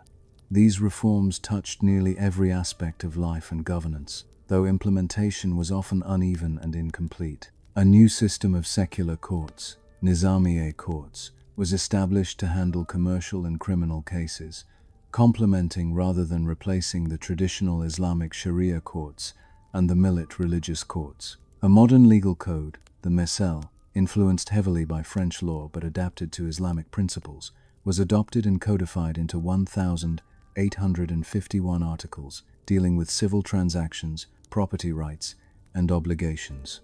This represented the first time Ottoman law had been comprehensively written down in a systematic code, rather than relying on jurists' interpretations and precedents. Provincial administration was thoroughly reorganized, with new provinces called vilayets created and subdivided into smaller districts. Governors, appointed by and answerable to Istanbul rather than acting as semi-independent rulers, were given defined powers and responsibilities and held accountable through new bureaucratic oversight mechanisms. The educational reforms were particularly significant for long-term modernization. New schools were established to train administrators and military officers, supplementing the traditional religious education system that had dominated for centuries. The Imperial School of Medicine, civil service schools, and the military academy produced graduates educated in European sciences, languages, and methods, while also maintaining Ottoman cultural identity. A modern post and telegraph system dramatically improved communications across the vast empire, allowing Istanbul to communicate quickly with distant provinces for the first time. The telegraph in particular revolutionized governance, turning what had been a loosely connected empire into something approaching a unified state. Railways began to be built with European capital and expertise, connecting major cities like Istanbul, Izmir, and later Baghdad, facilitating both commerce and military movement. These railways, while economically beneficial, also increased Ottoman dependence on European loans and gave foreign powers leverage over Ottoman policy. The reforms extended to social and economic matters as well. Slavery, though not formally abolished until 1908, was gradually restricted. Non-Muslims gained more rights, including the right to serve in the military, though a tax exemption could still be paid instead. Guilds, which had regulated crafts and trade for centuries, were gradually dismantled in favor of more capitalist forms of economic organization.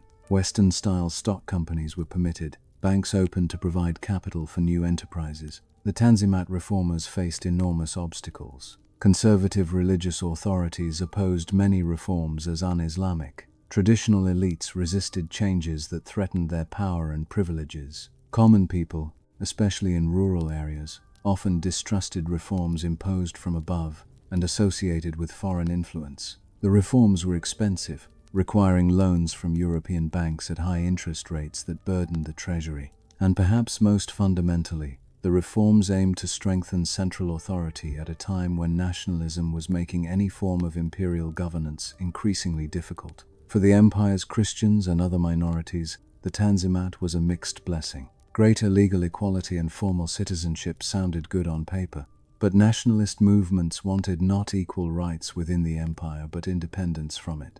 The Serbian revolts of the early 1800s, the Greek independence achieved in the 1832, and later Balkan uprisings showed that many Christian subjects preferred their own nation-states to even the most reformed Ottoman Empire. Sultan Abdülhamid II.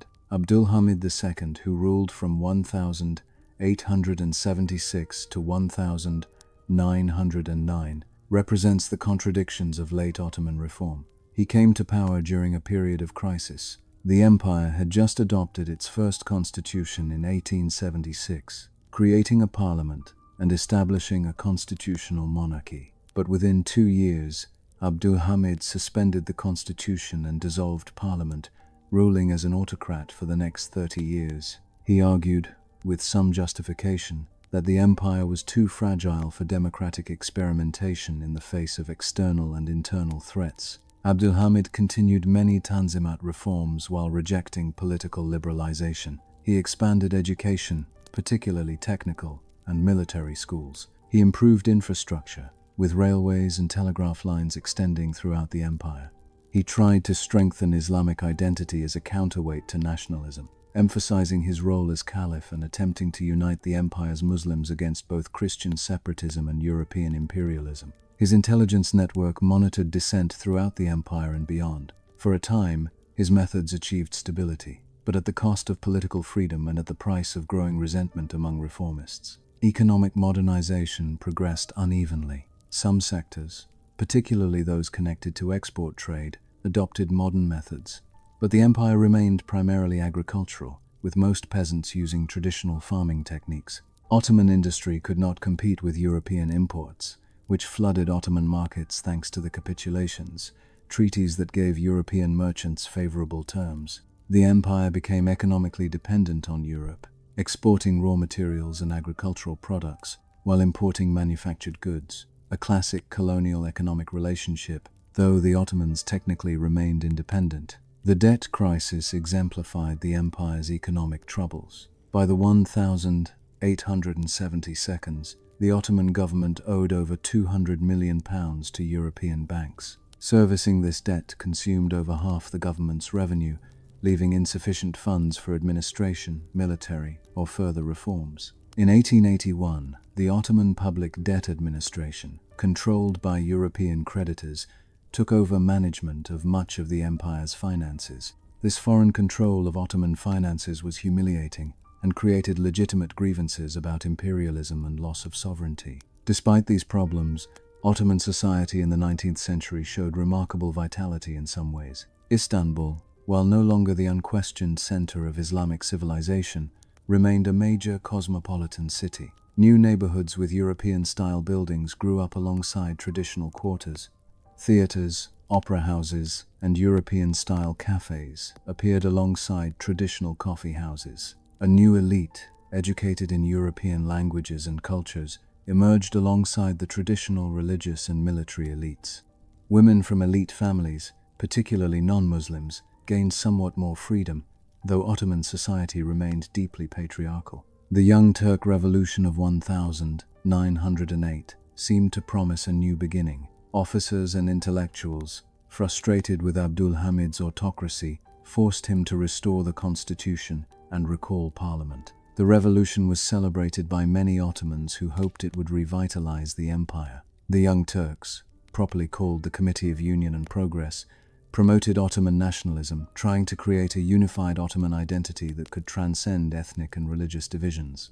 But the Young Turks quickly faced the same problems that had bedeviled their predecessors. Balkan nationalism continued to erode the empire. In 1908, Bulgaria declared full independence. In 1911, Italy invaded and conquered Libya, the empire's last North African territory. And in 1912 to 1913, the Balkan Wars saw Greece, Serbia, Bulgaria, and Montenegro join forces to drive the Ottomans out of Europe almost entirely. These losses were devastating, both materially and psychologically. The empire that had once threatened Vienna now barely held a toehold in Europe. By 1914, the Ottoman Empire had been through a century of nearly continuous crisis and reform. The reforms had achieved some real successes. The empire had a more modern bureaucracy, a more capable military than it had possessed in 1800, better infrastructure, and more educated elites. But the fundamental problems remained unsolved. Nationalism continued to tear the empire apart. Economic dependence on Europe grew worse. And militarily, despite all the reforms, Ottoman forces remained inferior to those of major European powers. The empire had run out of time. When the First World War began in 1914, the decisions made in Istanbul would determine not whether the empire survived, but how it would die. When the First World War erupted in August 1914, the Ottoman Empire stood at a crossroads. Neutrality seemed the safest course, allowing the empire to husband its limited resources and avoid entanglement in a European conflict. But neutrality also meant accepting weakness, remaining a passive observer while greater powers determined the future of Europe and, potentially, of the Ottoman Empire itself. The Young Turk leadership, particularly the triumvirate of Enver Pasha, Talat Pasha, and Cemal Pasha, who had seized effective control of the government, made a fateful choice. They allied with Germany, gambling that German victory would secure Ottoman survival and possibly even allow territorial recovery. It was a catastrophic miscalculation. The Ottoman entry into the war in November 1914 opened fronts in the Caucasus against Russia, in Mesopotamia and Palestine against Britain, and eventually along multiple fronts in the Middle East. Ottoman forces initially achieved some successes. The Allied attempt to force the Dardanelles and knock the Ottomans out of the war in 1915, the famous Gallipoli campaign, failed spectacularly. Turkish forces under the command of Mustafa Kemal, not yet called Ataturk, held the heights and inflicted terrible casualties on British and Anzac forces. The victory became a source of Turkish national pride and made Kemal a national hero. But these initial successes masked fundamental weakness. The Ottoman military, despite decades of reform, was no match for industrialized warfare. Equipment shortages plagued every front. Soldiers often went hungry, supplies failed to reach the front, and medical care was primitive or non-existent. The empire's diverse population, far from rallying to the Ottoman banner, increasingly saw the war as a Turkish conflict that did not concern them. Arab units deserted or fought half-heartedly. Armenian soldiers, particularly, became suspect in Turkish eyes. The Armenian population of eastern Anatolia had long faced discrimination and periodic violence. Massacres during the reign of Abdul Hamid II, in the 1892, had claimed hundreds of thousands of lives. But the unique circumstances of 1915 created conditions for something far worse: systematic genocide. The war, Turkish nationalist ideology that viewed Armenians as alien to the Turkish nation, paranoia about potential fifth columns, the weakening of traditional Ottoman multiculturalism by Turkish ethno-nationalism, and the opportunity provided by wartime conditions when international scrutiny was reduced, all these factors combined to create the preconditions for mass murder. The Young Turk leadership, particularly Interior Minister Talat Pasha, who would later become Grand Vizier, convinced themselves that Armenians constituted a treasonous population that must be eliminated to secure Turkish dominance in Anatolia. This was not a sudden decision, but the culmination of years of increasing Turkish nationalism and anti-Armenian sentiment. The Young Turks, despite their revolutionary rhetoric, had embraced an exclusionary form of nationalism that left no room for Christian minorities in the vision of a future Turkish state. When combined with wartime emergency powers and the cover provided by military conflict, this ideology became genocidal policy. The genocide began in February 1915 when Armenian soldiers serving in the Ottoman army were disarmed and transferred to labor battalions. Many were subsequently murdered, eliminating the segment of the Armenian population most capable of armed resistance. In April 1915 came the arrest and murder of Armenian intellectuals and community leaders in Constantinople. On the night of April 24, over 200 Armenian intellectuals, writers, journalists, doctors, priests, and politicians were arrested. Most were eventually killed. This date, April 24, is now commemorated as Armenian Genocide Remembrance Day. This decapitation of Armenian leadership was followed by the systematic deportation of Armenian populations from eastern Anatolia. Orders came from Istanbul directing provincial governors to implement the deportations. The deportations were framed as temporary security measures, removing a potentially disloyal population from a war zone. Armenians were told they were being relocated for their own safety and would be able to return after the war. In reality, The deportations were designed as death marches into the Syrian desert, and the authorities had no intention of ever allowing returns. Armenians were driven from their homes with little or no notice, sometimes just hours. Most were forced to abandon nearly all their possessions. They were organized into convoys and marched south toward the Syrian desert without adequate food, water, shelter, or medical care. The routes chosen often avoided towns and cities, taking deportees through remote, dangerous areas. The convoys moved too quickly for the weak to keep pace, and stragglers were abandoned or killed. Armenians were driven from their homes with little or no notice. Most were forced to walk hundreds of miles toward the Syrian desert without adequate food, water, or shelter. Armenian men of military age had already been disarmed and murdered earlier in the year. The deportation convoys consisted primarily of women, children, and elderly people. They were systematically robbed, raped, and murdered along the routes. Kurdish and Turkish irregular forces, with the knowledge and encouragement of Ottoman officials, attacked the columns. Those who survived the marches often died in concentration camps in the Syrian desert, where they were left to starve. Local officials who tried to protect Armenians or who protested the killings were dismissed or transferred. The scale of the killing was enormous. Of an Armenian population estimated at around 1.5 to 2 million in Ottoman territory in 1914, most scholarly estimates suggest between 600,000 and 1.5 million died during the genocide, with many historians settling on figures around 1 million. The wide range reflects the difficulty of obtaining precise casualty figures during wartime chaos and deliberate Ottoman efforts to conceal the extent of the killings. Entire communities were wiped out. The ancient Armenian presence in eastern Anatolia, stretching back millennia, was virtually eliminated. Armenian churches were destroyed or converted. Property was seized and redistributed to Muslims.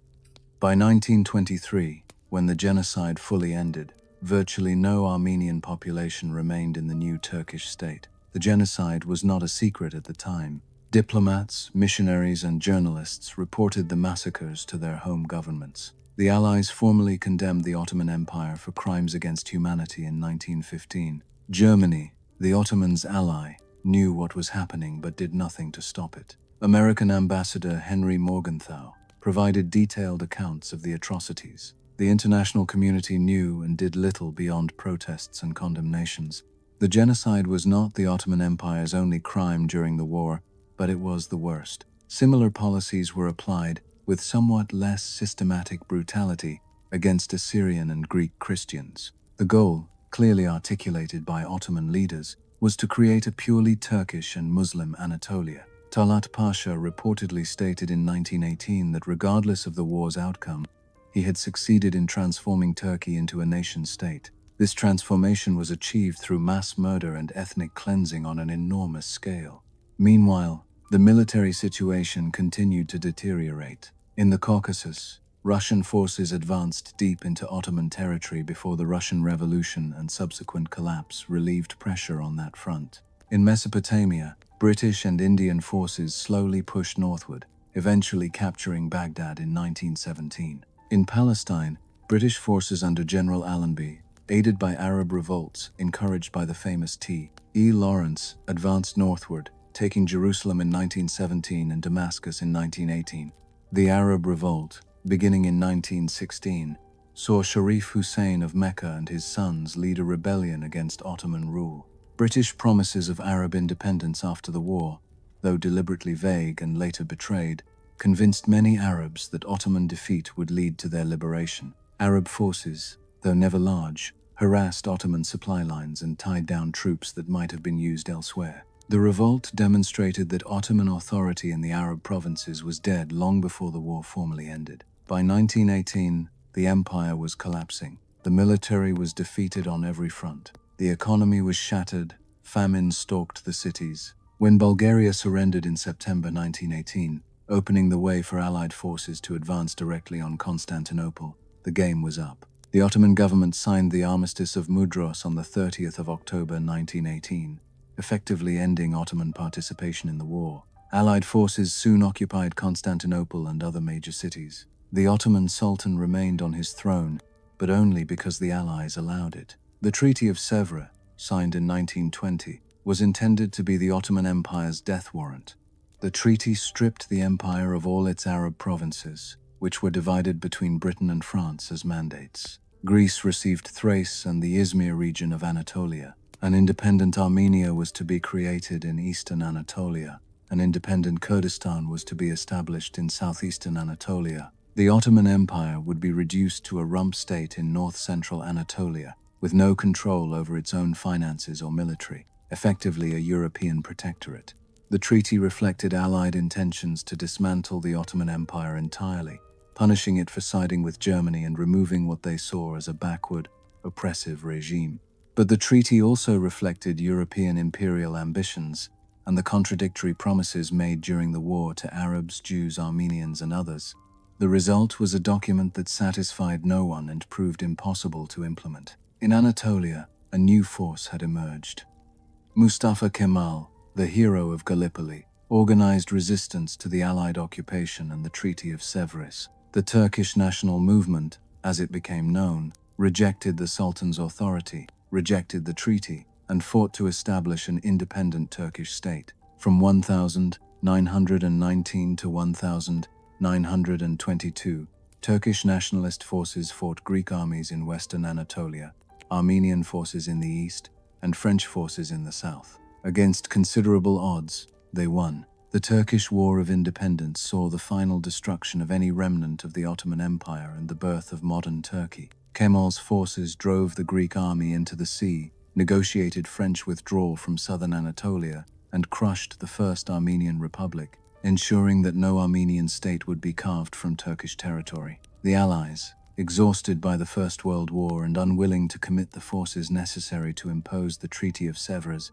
eventually negotiated a new treaty. The Treaty of Lausanne, signed in 1923, replaced Sevres and recognized the new Turkish state. Turkey retained all of Anatolia and a small portion of European territory around Istanbul and Edirne. The Arab provinces were gone, partitioned between Britain and France. Armenia had been absorbed by Soviet Russia. The capitulations were abolished. Turkey was recognized as a fully sovereign state, and crucially, the treaty included no mention of the Armenian Genocide or any accountability for Ottoman war crimes. In November 1922, the Grand National Assembly in Ankara, the nationalist capital, abolished the Sultanate. The last Sultan, Mehmed VI, fled into exile on a British warship, ending a dynasty that had ruled for over 600 years. In 1924, the Caliphate was also abolished, ending Ottoman claims to spiritual leadership of the Islamic world. The Ottoman Empire was dead. In its place stood the Republic of Turkey. The transformation was complete. Mustafa Kemal, taking the surname Ataturk, meaning Father of the Turks, became the first president of the new republic. He embarked on a radical program of modernization and secularization far more thoroughgoing than anything the Ottoman reformers had attempted. The Caliphate and Sultanate were abolished. Islamic law was replaced with Swiss civil law. The Arabic script was replaced with the Latin alphabet. Women gained legal equality and the right to vote. Western dress became mandatory. State-sponsored Turkish nationalism replaced Ottoman multi-ethnic imperialism. The transformation was intended to break completely with the Ottoman past and create a modern, secular Turkish nation-state. The empire that had once besieged Vienna, that had ruled from the gates of Morocco to the borders of Persia, that had lasted for over 6 centuries, was gone. What remained was a single nation-state, Turkey, occupying a fraction of the former imperial territory. The Ottoman collapse reshaped the modern Middle East, creating the arbitrary borders and unstable states that plague the region to this day. The Arab provinces became British and French mandates, later independent states whose boundaries reflected European decisions, not ethnic or historical realities. The Armenian Genocide destroyed an ancient people's homeland and created a diaspora scattered across the world. The Ottoman Empire's end was not a gentle sunset, but a violent catastrophe that still echoes today. The Ottoman Empire is gone, but its legacy remains. In Turkey, the empire is remembered with complex emotions, pride in its achievements mixed with embarrassment at its decline and denial of its crimes. The magnificent mosques and palaces of Istanbul stand as monuments to Ottoman power and culture. Turkish museums display Ottoman treasures, Yet Turkey's official narrative largely skips over the genocide and downplays the empire's brutality toward minorities. The insistence that the Armenian deportations were not genocide, despite overwhelming historical evidence, remains official Turkish policy, a stain on Turkey's relationship with the truth and with Armenia. In the Arab world, the Ottoman period is remembered with ambivalence. Ottoman rule brought stability and cultural achievement, but also oppression and economic exploitation. The empire's final years, particularly the Young Turks' Turkish nationalism that excluded and oppressed Arabs, left bitter memories. Yet there's also nostalgia for a time when the Muslim world was united under a single powerful state, before European imperialism and the creation of modern borders fragmented the region. In the Balkans, Ottoman rule is largely remembered negatively, as a time of foreign occupation and oppression. The period of Ottoman rule is often called the Turkish yoke in Greek, Serbian, and Bulgarian historiography.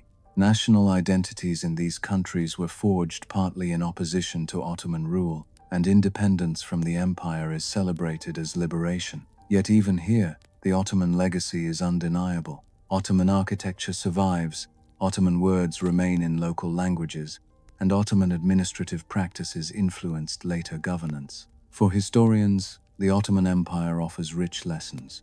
It demonstrates how diverse empires can function for centuries through administrative flexibility and relative tolerance. The millet system, for all its limitations, allowed different religious and ethnic communities to coexist under a single state for far longer than most empires managed. Yet it also shows the limits of such systems. When nationalism emerged as a political force, promising people not autonomy within the empire but independence and nation-states of their own, the Ottoman system could not adapt. The empire's military history influenced European warfare for centuries. The Janissaries pioneered the systematic use of firearms by infantry. Ottoman siege warfare and artillery set standards. The Ottoman navy at its height rivaled any in the Mediterranean. Yet the empire's later failure to keep pace with European military innovation demonstrates that past glory guarantees nothing. The Ottomans rested on their achievements while Europe surged ahead, and by the time Ottoman reformers recognized the problem,